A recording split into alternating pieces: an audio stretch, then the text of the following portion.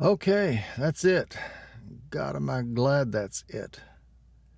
I've made 60 plus videos for my YouTube channel. I've never had as much headaches, as much problems I did making this video.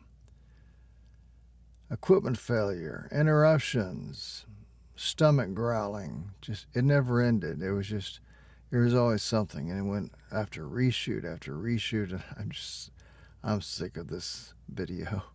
I just want to get it out and get it done. And I sincerely hope that somebody out there can make use of this video and learn how the, what was it?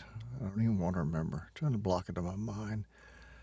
Minolta Matic 7S. I hope it helps. And I'm done. Later.